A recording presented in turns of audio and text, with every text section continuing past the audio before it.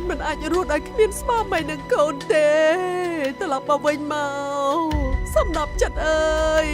យៈអាសាមកខេយៈគិនីតឹងទ្រង់អ៊ុលអាក់អត់ទ្រាំមិនបានក៏ប្រហារដើមទ្រង់បែកហរតីដល់នៅសេចក្តីស្លាប់ក្នុងពេលនោះទៅអ្នកម៉ែ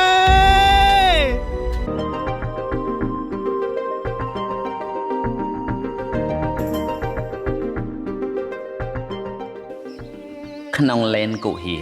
រូងភ្នំដ៏ធំជាទីអាស្រ័យនៅរបស់អម្បូរយក្សានៅនាបាតភ្នំតោះពួកយើងប្រញាប់ទៅថ្ងៃនេះលេងឲ្យសប្បាយម្ដងទាំងអស់គ្នាទៅលេងទឹកជ្រោះមែនទេខ្ញុំទៅផងការងារខ្ញុំរួចល្មមអូយនាងមុខសេះមើលខ្លួនផងទៅមកពូជអម្បូរខុសគេឯងម្នាក់អ្នកណាទៅដើរជាមួយនាងពិតជាមិនចេះខ្មាស់គីមែនតោះ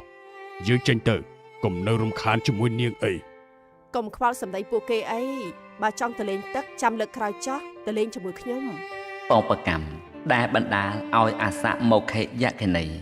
មានរូបប្លែកខុសអំពីត្រកូលយៈធម្មតាមានខ្លួនជាយៈមុខជាសេះព្រោះកាលពីអតីតជាតិនាងជាអគ្គមហេសីនៃព្រះរាជាមួយព្រះអង្គសោយរាជក្នុងក្រុងពារាណសីនាងបានសាងកម្មអកុសលប្រាចៈសិលធម៌ជាអ្នកផឹកសូរ៉ានិយាយកុហកនិងប្រព្រឹត្តក្បត់ចិត្តស្វាមីហើយហត់ខ្លាំងណាស់ដើរឆ្ងាយណាស់ហើយគួរតែសម្រាប់បន្តិចសិនអើយអ្នកយ៉ាក់មកសេះជួយផងចង់ទៅណាចំណីរបស់យើងអូជួយផងយ៉ាក់ចង់ស៊ីខ្ញុំហើយជួយផងឡើងយើងទៅសន្លប់ហើយតែព្រាមតូចនេះរូបឆោមសំរុំល្អណាស់យើងមិនដាច់ចិត្តឆៃជាអាហារទេ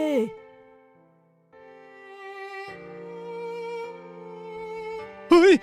មនុស្សមកសេះព្រាមតូចដឹងខ្លួនហើយកុំខ្លាចអីយើងមិនធ្វើបាបអ្នកទេមានតែស្រឡាញ់ថែមនាងជាអ្នកណាហើយកន្លែងនេះជាកន្លែងស្អីទៅយើងឈ្មោះអាសមុខយៈខេនីមិនលាក់បាំងទេ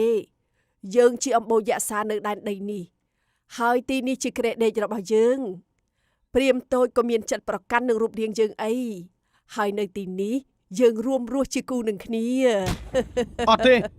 ខ្ញុំចង់ត្រឡប់ទៅផ្ទះខ្ញុំវិញព្រាមតូចមិនអាចត្រឡប់ទៅវិញទេត្រូវនៅរួមរស់ជាមួយយើងធ្វើជាស្វាមីរបស់យើងចាំតាំងពីពេលនោះមកអាសៈមកខេយៈគិនីបានចាំច្បាំងព្រាមទុកធ្វើជាស្វាមីរាល់ពេលដែលយៈគិនីចេញទៅរកអាហារម្ដងតែងយកដុំថ្មមួយដុំធំខ្ទប់មាត់ទ្វាររូងភ្នំព្រោះខ្លាចព្រាមរត់ចោលហើយយៈគិនីតែងស្វែងរកចាប់មនុស្សដើម្បីយកវត្ថុផ្សេងមានសម្ពុតអាវអង្ករស្លឹកគ្រៃម្ហូបចំណីដែលមានរសជាតិឆ្ងាញ់ពិសាទៅចិញ្ចឹមស្វាមីក្នុងគ្រានោះព្រះពោធិសត្វបានសោយកំណើតក្នុងគភ៌នៃនាងយក្ខិនីមុខសេះនោះលុះគ្រប់ទសមាសក៏ប្រសូតមកមានរូបល្អស្រស់ប្រំប្រៃកូនប្រុសម្ដាយកូនពិតជាមានរូបឆោមល្អស្រស់ណាស់ម្ដាយសែនស្នេហាយ៉ាងក្រៃលែងចំពោះកូននិងឪពុកកូនម្ដាយទៅរកអាហារឆ្ងាញ់តែម្ដាយនៅបញ្ញាប់មកជួបជុំជាមួយកូននិងប្តីសម្លាញ់វិញ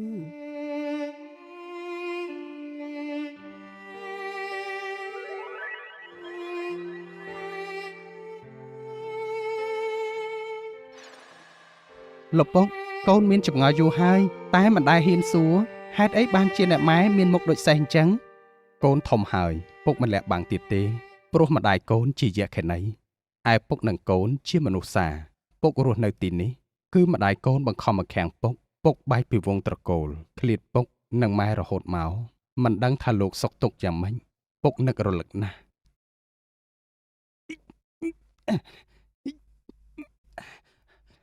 ពុកមានច្រកអាចចេញបានហើយតោះចេញទៅពុកទីបំផុតយើងមកដល់ហើយស្ទឹងគង់ទៀននេះគឺជាព្រំដែនខណ្ឌចែកអម្បូរយក្សាហើយឲ្យតែចូលដល់ក្នុងស្ទឹងនេះគឺអ្នកម៉ែមិនអាចឆ្លងតាមយើងបានទេក កូនមានម្ដាយប្តីសម្លាញ់ប្តីសម្លាញ់កុំទៅណាចោលអូនអីអូនខុសអីទៅប្តីដាច់ចិត្តយ៉ាងនេះ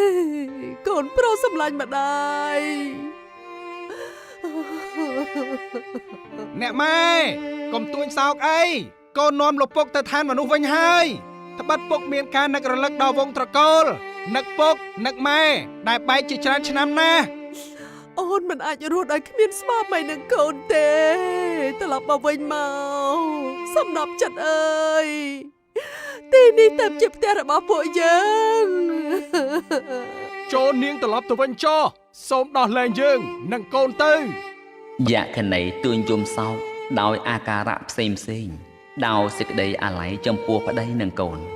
តែនៅតែមិនអាចខាត់ប្តីនិងកូនបានកូនសម្លាញ់មានម្ដាយបើកូនមិនត្រឡប់វិញទេចូលកូនរៀនមុនវិជ្ជាការចិន្តាមនីពីម្ដាយទៅចុះមុនវិជ្ជានេះមានតម្លៃកាត់ថ្លៃមិនបានមានអានុភាពយ៉ាងវិសេស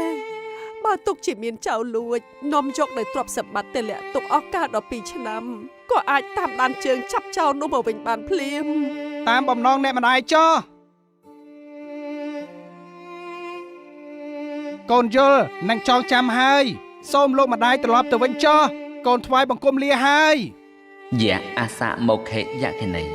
ទួញសោកទឹកភ្នែកស្រោចប្រាំសម្លឹងមើលកូននិងប្តីចាក់ចេញតឹងទ្រង់អ៊ុលអាក់អត់ទ្រាំមិនបានក៏ប្រហារដើមទ្រូងបែកហរតីដល់នៅសេចក្តីស្លាប់ក្នុងពេលនោះទៅអ្នកម៉ែព្រះពោធិសត្វឃើញមេត្តាស្លាប់ហើយ